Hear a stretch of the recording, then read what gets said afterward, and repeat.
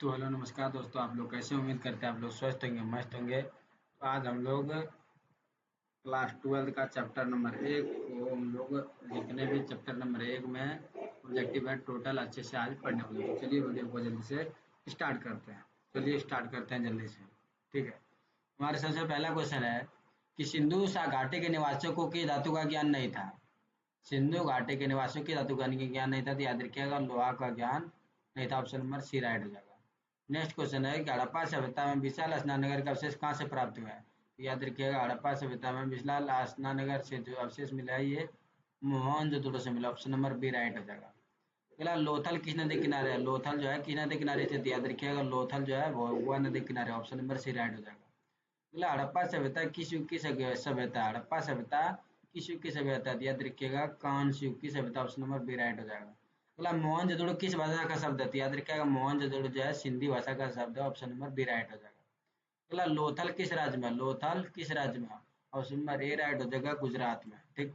अगला इंडिका के लेखक कौन है? इंडिका के लेखक कौन है? तो याद रखिएगा मेगास्थनीज। इंडिका पुस्तक के लेखक कौन है? मेगास्थनीज है। धर्म की शुरुआत किसने किया था? तो धर्म की शुरुआत जो है अशोक ने किया था। ऑप्शन नंबर ए राइट हो जाएगा। धर्म की शुरुआत अशोक के द्वारा किया गया था। धर्म की शुरुआत किसके द्वारा? अशोक के द्वारा। अगला मौर्य वंश का प्रथम शासक कौन था? तो याद रखिएगा मौर्य वंश का प्रथम शासक था Chandragupta Maurya. Option number C right हो जाएगा। अगला गुप्त काल में कौन सी चीनी यात्री भारत आया था? गुप्त काल में याद रखिएगा फाहियान जो था भारत आया था। अगला पाटलिपुत्र का स्थापना किसने की थी? तो याद रखिएगा पाटलिपुत्र का स्थापना उदयन के द्वारा किया गया था। उदयन के द्वारा किया गया था। महाभारत का युद्ध कितने दिन तक चला था? तो याद रखिएगा 18 दिन तक चला था। अगला महाभारत की रचना जो है किसने किया था? तो याद रखिएगा महाभारत की रचना महर्षि वेदव्यास के द्वारा किया गया। अगला ऋग्वेद कालीन लोग किसकी पूजा करते थे? तो याद रखिएगा प्रकृति का पूजा करते थे। किसका पूजा करते थे? प्रकृति का। अगला सांची किस राज्य में है? तो सांची मध्य प्रदेश में है। इस बात अच्छे से याद रखिएगा। अगला गौतम बुद्ध का जन्म स्थान कहाँ है? तो गौतम बुद्ध का जन्म स्थान कहाँ आपको ये बताना था। याद रखिएगा कपिल वस्तु के निकट। ठीक है। अगला पुराण की संख्या कितना है? तो याद रखिएगा पुराण जो है टोटल 18 है। अगला हीनयान और महायान की धर्म से संबंधित है? याद रखिएगा बौद्ध धर्म से संबंधित है। ऑप्शन नंबर ए राइट हो जाएगा। अगला प्रथम बौद्ध संगति किस काल में हुआ था? तो याद रखिएगा अजात शत्रु के शासन काल में हुआ था। ऑप्शन नंबर ए राइट हो जाएगा। अगला नाथ मुनि का संबंध किससे है? तो याद रखिएगा नाथ मुनि का संबंध जो है वैष्णव धर्म से। ऑप्शन नंबर डी राइट हो जाएगा। ठीक। अगला तंबाकू का सेवन सर्वप्रथम किस मुगल सम्राट ने किया था? तो याद रखिएगा अकबर के द्वारा किया गया था। किसके द्वारा? अकबर के द्वारा किया गया था।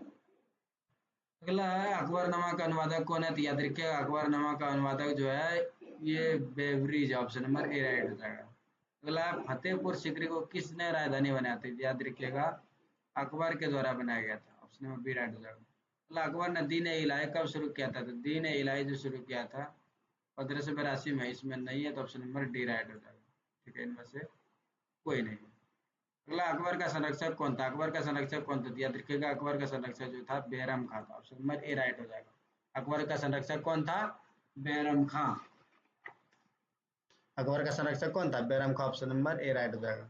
अगला भारत में मुगल वंश का स्थापना किसने किया था? याद रखिएगा बाबर के द्वारा किया गया। तो ऑप्शन नंबर बी राइट हो जाएगा। ऑप्शन नंबर बी राइट हो जाएगा। अगला ताजमहल की नदी किनारे स्थित है? याद रखिएगा ताजमहल जो है यमुना नदी किनारे स्थित है। ताजमहल की नदी किनारे है? यमुना नदी के किनारे स्थित है ताजमहल। याद रखिएगा। अगला गोपुरम का संबंध है? तो गोपुरम का संबंध जो है मंदिर से। ऑप्शन नंबर सी राइट हो जाएगा। अगला रूस में भारत विद्या का जनक किसे कहा जाता है? तो याद रखिएगा जी.एस. लिवी देव को। ऑप्शन नंबर बी राइट हो जाएगा। अगला इनमें से महिला संत कौन थी? तो ऑप्शन नंबर डी राइट हो जाएगा। इनमें से सभी जो है महिला संत से, यानी मीरा, अंडाल, कराकल, इनमें सभी थे। ठीक है। अगला महाराष्ट्र के संत कौन नहीं थे? इनमें से बताना है। ऑप्शन नंबर डी राइट हो जाएगा, चैतन्य महाप्रभु। अगला तलवंडी किसका जन्म स्थान है? ऑप्शन नंबर बी राइट हो जाएगा, गुरु नानक का। ठीक। अगला निम्नलिखित में से कौन विष्णु को अपना पति मानती थी? ऑप्शन नंबर बी राइट हो जाएगा, अंडाल। अंडाल जो विष्णु को अपना पति मानता था। अगला विलियम हॉकिंस किस शासक के काल में आया था? ऑप्शन नंबर ए राइट हो जाएगा, जहांगीर। ठीक। अगला इब्न बतूता ने अपनी यात्रा का विवरण किस भाषा में लिखा था? तो याद रखिएगा अरबी भाषा में लिखा था। किस भाषा में? अरबी भाषा में। कार्नवालिस कोड का बना तो याद रखिएगा 1793 में। अगला मालवाड़ी बंदोबस्त किसके द्वारा से लागू किया गया था? तो याद रखिएगा ये मार्टिन बर्ड के द्वारा लागू किया गया था। अगला आरा में 1897 के विद्रोह का नेतृत्व किसने किया था? ऑप्शन नंबर सी राइट हो जाएगा, कुंवर सिंह के द्वारा। ठीक। प्लस संथाल विद्रोह का नेता कौन था? तो ऑप्शन नंबर ए राइट हो जाएगा, सिद्धू और कान्हू। अगला दक्कन दंगा आयोग कब गठित हुआ था? तो याद रखिएगा 1875 में हुआ था। ठीक। अगला 1857 द ग्रेट रिवेलियन नामक पुस्तक के लेखक कौन है?